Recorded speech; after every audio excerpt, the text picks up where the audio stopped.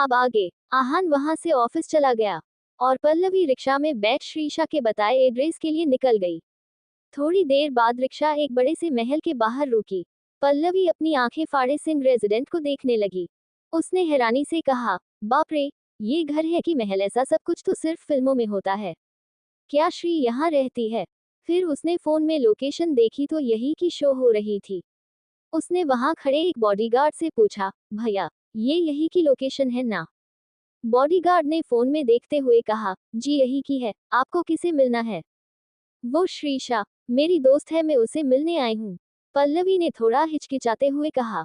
श्रीशा का नाम सुन बॉडीगार्ड ने अपना सर झुकाते हुए पल्लवी को अंदर जाने के लिए कहा। पल्लवी भी हैरान होते हुए घर के अंदर एंटर हुई। जैसे जैसे वो अंदर जा रही थी उसने आंखें हैरानी से फटती जा रही है। पल्लवी मैन डोर से अंदर आई। वो आगे चली जा रही थी। वही श्रीशा, संजू और राहुल तीनों सोफे पर बैठे आईपीएल देख रहे थे। श्रीशा की नजर जैसे पल्लवी पर पड़ी, वो अपनी जगह से खड़ी होते हुए बोली, तू आ गई? वहां क्यों खड़ी, अंदर आना। श्रीशा की आवाज सुन राहुल और संजू ने पल्लवी की तरफ देखा। पल्लवी भी श्रीशा की बात सुन उसकी तरफ आते हुए बोली, तू ठीक है ना? ये इतनी चोट कैसे लगी? श्रीशा ने उसे बैठाते हुए कहा, कुछ हुआ नहीं यार, मैं ठीक हूँ। कुछ होगा भी कैसे, हम श्री का इतना ध्यान जो रखते हैं, राहुल और संजू ने एक साथ कहा।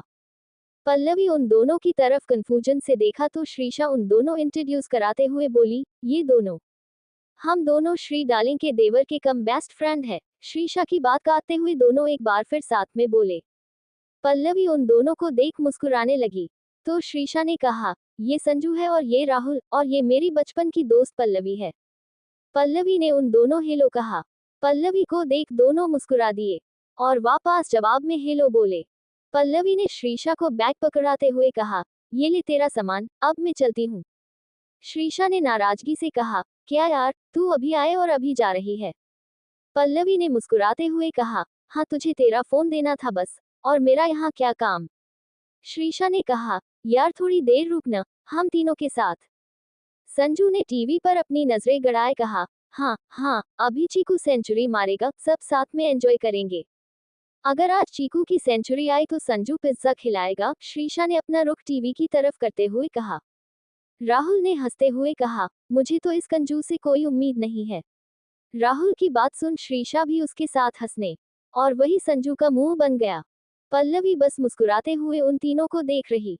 उसे श्रीशा को ऐसे खुश देख बहुत अच्छा लग रहा था, क्योंकि वो ही जानती थी श्रीशा ने कितना दुख झेला है। वो भी वही इन तीनों के साथ मिलकर मस्ती करने लगी। रात का वक्त, सब डाइनिंग टेबल पर बैठे डिनर कर रहे थे। पल्लवी अब तक यही थी, उन तीनों ने उसे रोक के रखा था। और अब तक देव आहान भी ऑफिस से नहीं आए थे। श्रीशा ने खाना खाते हुए पूछा, काफी वक्त हो गया, आहान भाई अब तक आए नहीं? देखो श्री डार्लिंग, हम जानते हैं तुम देव भाई का वेट कर रही हो, तो अब आहान भाई के कंधे पर बंदूक रख चलाने का कोई फायदा नहीं, संजू ने श्रीशा को छेड़ते हुए कहा। संजू की बात सुन सब श्रीशा को देखने लगे। वही श्रीशा ने अपनी गुस्से बारी आंखों से संजू को घूरा, तो संजू ने उसे अपने दांत दिखा दिए। तभी पल्लवी ने कहा, मेरा खाना हो गया और अब मैं चलती हूँ, बहुत देर हो गई है। पल्लवी की बात सुन सब उसकी तरफ देखने लगे। श्रीशा ने उसे देखते हुए कहा, इतनी रात को तू कैसे जाएगी? पल्लवी ने उठते हुए कहा, तू फिक्र मत कर, मैं चली जानूंगी। तभी राहुल ने खाना ठूसते हुए कहा, एक काम करो पल्लवी, तुम आज रात यही रुक जाओ, सुबह चली जाना। राहुल की बैग सबको सही लगी। पल्लवी कुछ कहती उसे पहले वीरेंद्र जी राहुल से बोले, पहले अपना खाना खाओ, मशवरे बाद में देना। और पल्लवी बेटा, रात काफी हो गई है, तुम यही रुक जाओ। लेकिन दादाजी, लेकिन कुछ नहीं, दादू ने कह दिया, मतलब कह दिया, तू यही रुक रही है। श्रीशा ने पल्लवी की बात पर विराम लगाते हुए कह। पल्लवी भी थक हार कर मुस्कुराते हुए चुप हो गई। श्रीशा ने अपनाने पल्लवी को उसका रूम दिखाया और खुद अपने रूम चली गई। श्रीशा के मन में आज की सारी बातें चल रही थी। उसे देव की कही हर एक चुभ रही थी। वो जल्दी से फ्रेश हुई और मिरर के सामने अपना बैंडेज ठीक करने लगी। तभी उसके रूम का डोर खुला और देव अंदर आया। देव को देख श्रीशा के हाथ रुक गए। वही देव भी उसे दरवाजे पर खड़ा देख रहा था। दोनों एक दूसरे की आंखों में देख रहे थे। कहीं शिकवे थे, कहीं पछतावा, तो कहीं खालीपन। कुछ महीनों बाद में खुद तुम्हें अपनी जिंदगी से निकल फेंकूंगा। अचानक ही श्रीशा के कान ये बात गूंज उठी। वो जल्दी अपने होश में आए और देव को इग्नोर कर अपनी बैंडेज ठीक करके बाल बनाने लगी। उसे नींद नहीं आ रही थी, इसलिए उसने अपनी कॉफी टेबल पर रखा रेडियो उठाया जो उसने वीरेंद्र जी से लिया था, और बालकनी में उसे जाकर रेडियो ऑन कर दिया। वहां बैठकर चांद की रोशनी में बुक पढ़ने लगी। देव अभी भी दरवाजे पर खड़ा श्रीशा को देख रहा था। वो उसे कुछ कहना चाहता था, लेकिन उसकी हिम्मत नहीं हुई कुछ बोलने की। उसने अपना सर झटका और फ्रेश होने चला गया। वो और आहान अभी ही ऑफिस से आए थे और वहीं से डिनर भी करके आए थे। थोड़ी देर बाद देव फ्रेश होकर आया। वो इस वक्त अपने नाइट सूट पहना था। उसने अपना लैपटॉप लिया और जाकर बेड पर बैठ गया। वहां बैठना तो सिर्फ उसका बहाना था। वो श्रीशा को देखने के लिए ही लैपटॉप लेकर बैठा था। देव अपनी चोर नजरों से श्रीशा को देख रहा था, जो चांद रोशनी में बहुत खूबसूरत लग रही थी। श्रीशा बैठी बुक पढ़ रही थी और रेडियो पर चल रहे गाने को गुनगुना रही थी। राही मनवा, दुख की चिंता क्यों सताती है, दुख तो अपना साथी है। सुख है एक छांव, ठंडी आती है जाती है, दुख तो अपना साथी है। देव भी बैठा गाना सुन रहा था। गाने के बोल उसे महसूस हो रहे थे, क्योंकि ये सिर्फ गाना नहीं था, श्रीशा की जिंदगी का तकाजा था, जो हर पल वो जी रही थी। श्रीशा वही बुक पढ़ते पढ़ते सो गई। देव ने जैसे ही श्रीशा को सोए हुए देखा, वो उठकर उसके पास चला गया। वो वहां बैठकर श्रीशा के चेहरे को गौर से देखने लगा। उसने श्रीशा के बालों को उसके कान के पीछे करते हुए अपने मन में कहा, क्या हो तुम, नहीं रहना मुझे तुम्हारे करीब, नहीं करनी तुम्हारी फिक्र, नहीं सोचना तुम्हारे बारे में, इसलिए जितना हो सके तुम्हें खुद से दूर रखने की कोशिश करता हूँ। तुमसे सिर्फ नफरत करनी है, मुझे सिर्फ नफरत। आखिरी बात उसने अपने मन में बहुत सख्ती से बोली थी। उसने श्रीशा को अपनी गोद में उठाया और रूम में ले आया। वो उसको बेड पर लिटाने वाला ही तभी उसे याद आया। उसने श्रीशा को सोफे पर सुलाया और उसे ब्लैंकेट से कवर कर दिया। फिर खुद भी जाकर बेड पर श्रीशा को देखते हुए सो गया। रात के करीब 2 बजे पल्लवी को तेज प्यास लगी। उसने अपने पास रखा जग देखा तो खाली था। वो उठी और किचन की तरफ बढ़ने लगी। अंधेरा होने के कारण उसे कुछ ध्यान दिख नहीं रहा था। वो किचन में आई तो उसने कुछ हलचल सुनी।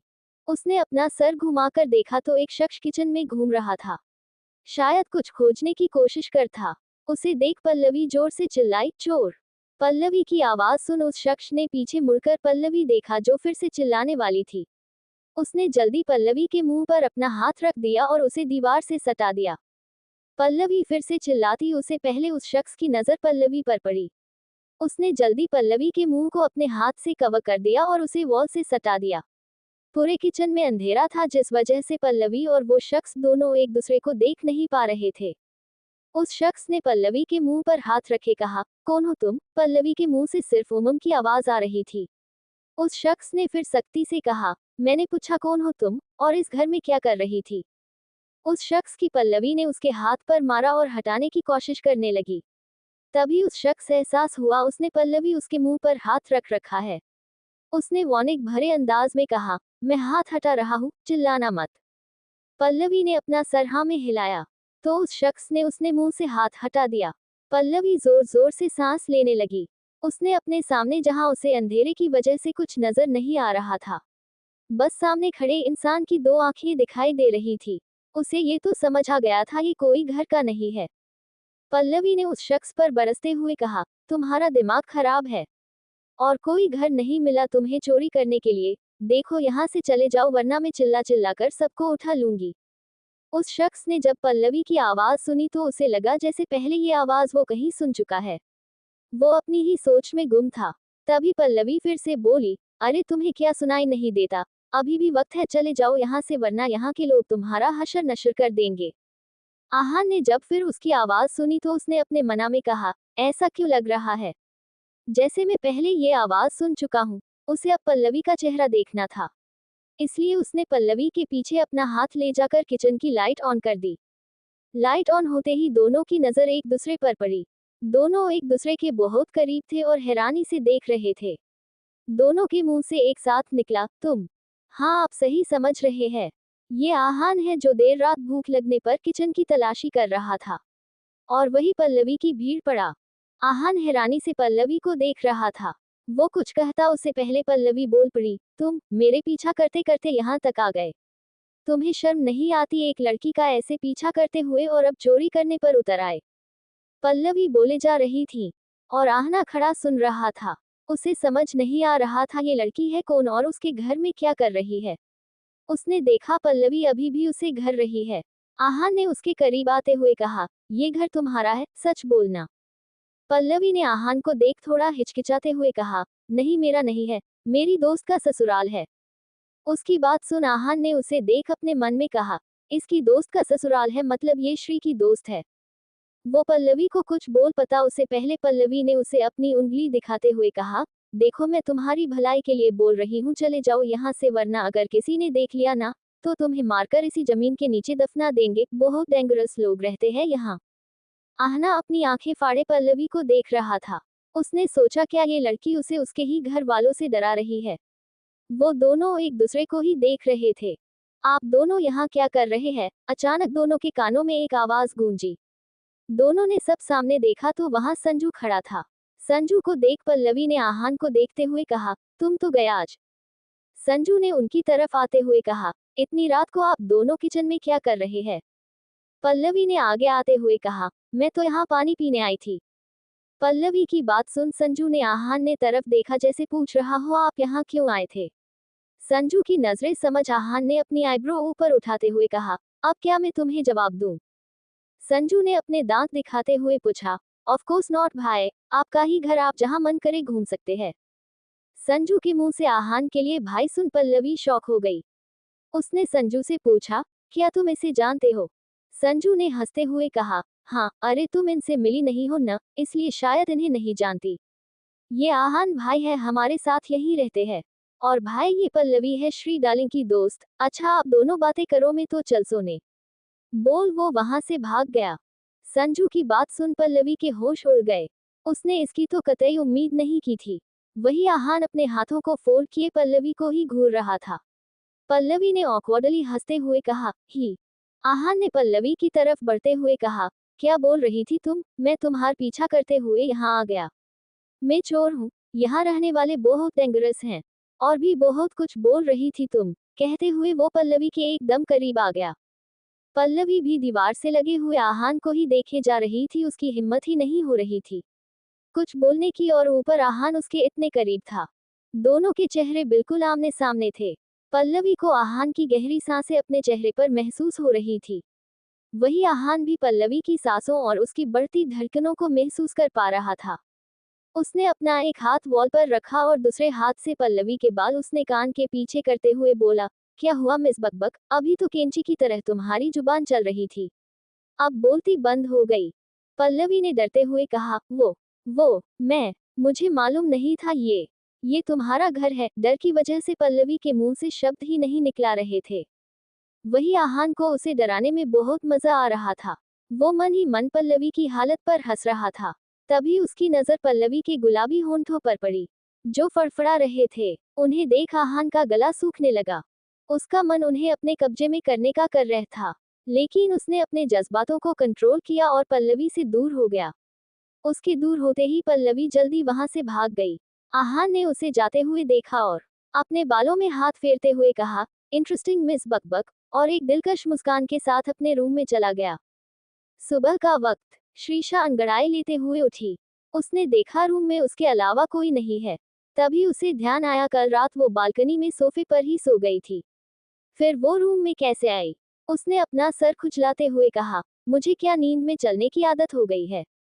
जहां तक मुझे याद है रात को मैं बालकनी में ही सो गई थी। फिर यहाँ कैसे आए? तभी उसे देव का ख्याल आया। उसने कहा, क्या उसने मुझे यहाँ सुलाया? फिर खुद ही अपनी सोच पर रोक लगाते हुए बोली, तू भी ना श्री, कुछ भी सोच रही है? भला वो क्यों मुझे यहाँ सुलाएगा?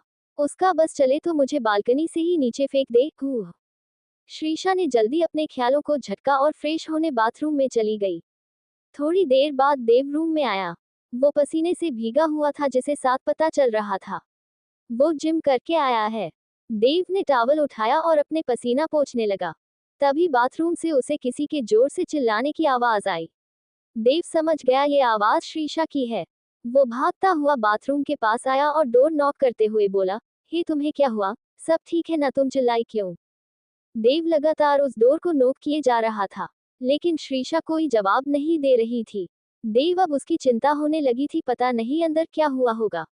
उसने अपने कंधे के सहारे से धम से डोर खोल दिया, लेकिन सामने का नजारा देख उसके पैर उसकी जगह पर ही जम गए। श्रीशा ने जल्दी अपने ख्यालों को झटका और फ्रेश होने बाथरूम में चली गई। थोड़ी देर बाद देव रूम में आया। वो पसीने से भीगा हुआ था, जिसे साथ पता चल रहा था वो जिम करके आया है। देव ने टॉवल उठाया और अपने पसीना पोंछने लगा। तभी बाथरूम से उसे किसी के जोर से चिल्लाने की आवाज आई। देव समझ गया ये आवाज श्रीशा की है। वो भागता हुआ बाथरूम के पास आया और डोर नॉक करते हुए बोला, हे तुम्हें क्या हुआ, सब ठीक है ना, तुम चिल्लाई क्यों? देव लगातार उस डोर को नोक किए जा रहा था, लेकिन श्रीशा कोई जवाब नहीं दे रही थी। देव अब उसकी चिंता होने लगी थी, पता नहीं अंदर क्या हुआ होगा। उसने अपने कंधे के सहारे से धम से डोर खोल दिया, लेकिन सामने का नजारा देख उसके पैर उसकी जगह पर ही जम गए। अब आगे देव खड़ा बस बाथरूम के अंदर देख रहा था। उसके पैर मानो जमीन से चिपक चुके थे। अंदर श्रीशा टॉवल में लिपटी खड़ी थी।